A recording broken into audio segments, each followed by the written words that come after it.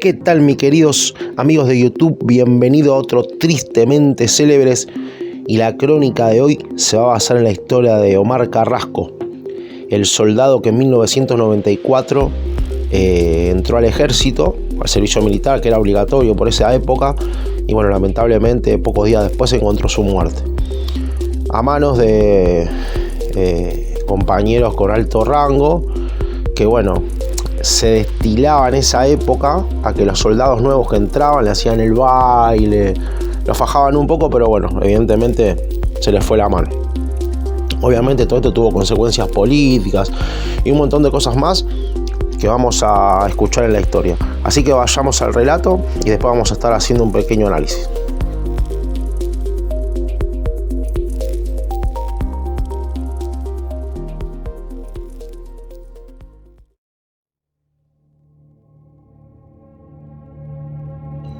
Omar Octavio Carrasco nació el 5 de enero de 1974 en Zapala, provincia de Neuquén. Tras salir sorteado para realizar el servicio militar obligatorio, Carrasco se incorporó el 3 de marzo de 1994 al grupo de artillería 161 del ejército argentino, en la localidad de Zapala. 3 días después de su incorporación, fue reportado como desaparecido y considerado desertor. Poco después, sus padres lo fueron a visitar en su primer franco interno y se les comunicó el hecho de la supuesta desaparición.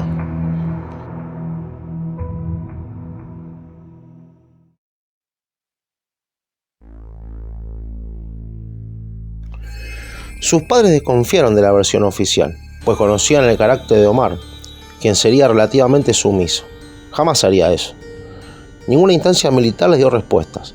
El diario regional Río Negro publicó que los padres lo buscaban con desesperación. La justicia federal de Zapala demoraba imprudentemente la investigación. La opinión pública comenzó a movilizarse y a ejercer presión. Un mes después fue encontrado el cuerpo sin vida de Omar en el fondo del cuartel.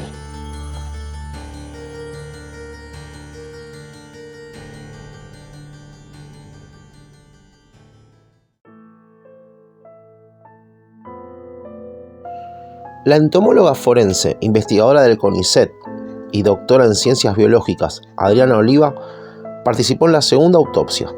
Sus aportes permitieron establecer que el cuerpo del joven, que fue hallado en medio del campo, en realidad había estado escondido en el cuartel más de 20 días y luego fue trasladado, justo antes de reportar su aparición.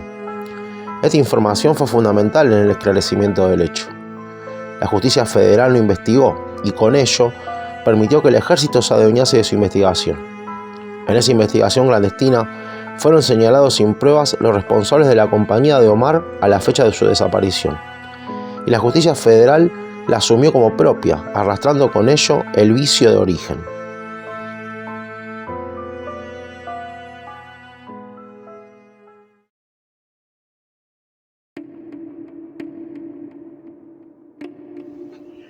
Un año y medio después de que terminara ese controvertido y sospechado proceso, los condenaron en un juicio oral que profundizó el ya creciente escepticismo entre la opinión pública, pues en él se ventilaron numerosas irregularidades en la obtención de los indicios que se usaron para llegar a las condenas, pues allí tampoco se encontraron pruebas, no hubo huellas, ni rastros biológicos, ni ninguna otra evidencia científica que apuntara a Suárez, Salazar y Canavaro como los autores del crimen.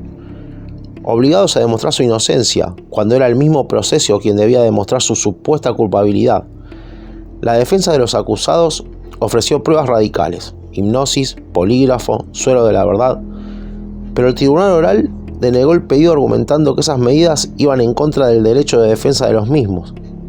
Las condenas a subteniente Canevaro a 15 años de prisión y 2 soldados, Suárez y Salazar, a 10 años, calmaron el clamor popular que exigía juicio y castigo a los culpables, pero dejaron un sabor amargo porque no se pudieron corroborar efectivamente las acusaciones.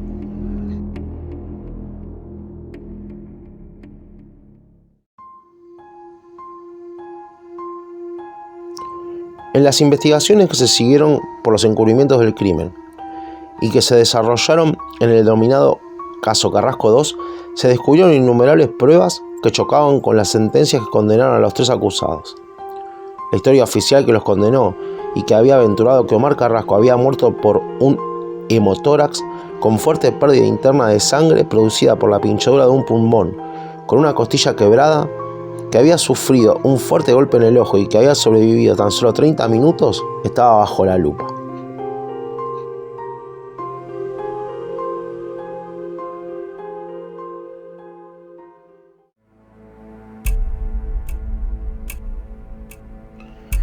Entre las pruebas más importantes figura el ignorado informe Brailovsky, una pericia solicitada por la Fiscalía que llevó el nombre del perito de la Policía Federal que la llevó a cabo. En el extenso informe se asegura que los autores de la muerte de Carrasco son los médicos militares que le proporcionaron una atención médica clandestina y con error de diagnóstico y no los 3 condenados en el juicio. Así la llamada historia oficial perdió toda credibilidad y el caso se sumió en la duda sobre si se habían condenado personas inocentes, ya que el doctor Brailovsky en sus conclusiones afirmó: las opiniones de los señores forenses han demostrado ser certidumbres subjetivas, tan meramente subjetivas que terminaron siendo aserciones dogmáticas individuales de tono corporativo, pero sin razones o fundamentos válidos, componiendo hechos a partir de situaciones imaginarias, pues Carrasco no tenía fracturas, ni tenía heridas en el ojo. El volumen del hematórax no era de 1500 centímetros cúbicos, ni pudo haberse muerto en 30 minutos, excepto de que haya sido también atropellado por un auto o le haya explotado una granada en la cavidad torácica.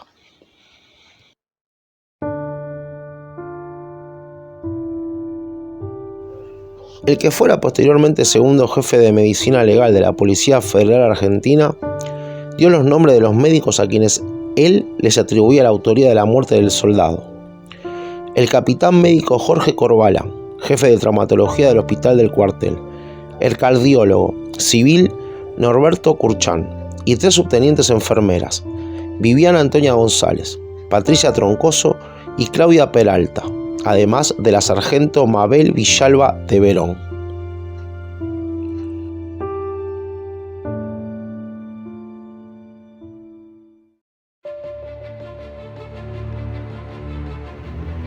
Según esas pericias, realizadas con nuevos elementos que no estuvieron disponibles para los peritos del cuerpo médico forense al momento del juicio por el asesinato. Entre los sospechosos también está el teniente primero, médico neurólogo Daniel Temi. En las conclusiones elevadas al juez de la causa, se sugieren una cantidad de medidas de prueba a investigar, pero en vez de intensificar las pesquisas, se dejó caer el caso en el olvido, hasta su prescripción. Con ello, se perdió la oportunidad de ratificar o rectificar las condenas y se profundizó la sensación de injusticia. El objeto de la suspicacia general fue que, aunque era evidente que Carrasco había sido golpeado, el hecho de que su agonía y muerte haya sucedido en un hospital militar, más el de haber estado oculto un mes en las instalaciones castrenses, señalaba claramente una intervención del personal de mayor jerarquía que la de los acusados, mientras que los 3 condenados eran de la menor jerarquía existente: los Concristo, Cristian Suárez y Víctor Salazar, y el subteniente Ignacio Canevaro.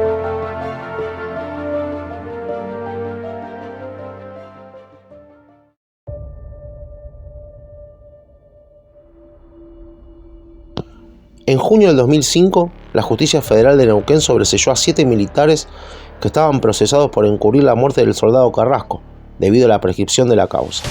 En agosto del 2007, la Sala Segunda de la Cámara de Casación Penal revocó el fallo anterior, pero en los hechos no tuvo ninguna gravitación. El caso Carrasco estaba oficialmente cerrado. En noviembre del 2000 salieron en libertad los 2 soldados y en febrero del 2009 el último de los acusados terminó de cumplir su condena. Y hasta el día de hoy, los 3 siguen insistiendo en su inocencia.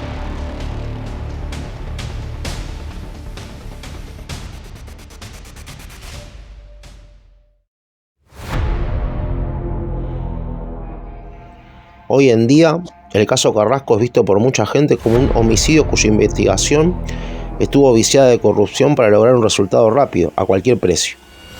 Si bien los condenados en juicio cumplieron la sentencia, cada vez más se cimienta la certeza de que tanto Suárez como Salazar y Canevaro han sido condenados siendo inocentes y que los verdaderos culpables jamás serán enjuiciados.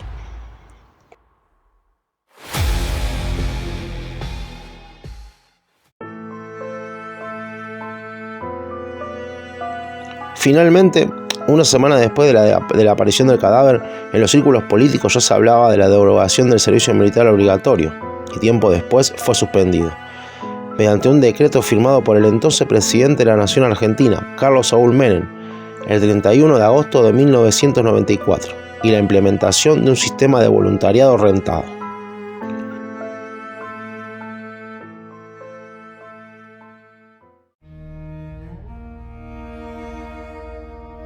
Bueno, muy bien, llegamos al final de esta historia, de esta crónica del soldado Omar Carrasco, que ingresó a hacer el servicio militar obligatorio y a los 3 días murió por negligencia, por la famosa bienvenida a los soldados nuevos. Se les fue la mano, inclusive sigue pasando el día de hoy. No hace poco en las fuerzas, ¿cómo se llama? La Fuerza Aérea entraron 3 muchachos, o 5 creo que eran, paracaidistas, y la bienvenida fue tirándole bolsa de cal. O sea, una locura, casi se mueren los tipos porque obviamente es tóxico eso. Así que nada, lo malo de este caso es que nunca se llegó a la verdad, porque los verdaderos culpables nunca fueron presos. Hubo complicidad también de la cúpula militar de arriba. Tal fue así que cuando Romay, el dueño de Canal 9, quiso hacer la historia, lo amenazaron de muerte y él tuvo que salir a decir que la historia que contó era similar. Así que dense una idea. Bueno, espero no tener problemas yo, ¿no? Que si bien soy quizás insignificante en esto, pero bueno, esta gente lamentablemente tiene mucho poder. Y fueron presos 3 personas que nada que ver, que hasta el día de hoy siguen sosteniendo que son inocentes. Bueno, espero que les haya gustado la crónica. Suscríbanse, denle like, pidan sus historias, no tengan vergüenza de pedir historias, yo las voy a estar haciendo. Así que nada, les mando un fuerte abrazo y nos vamos a estar viendo en el próximo Tristemente Célebre. Chau, chau.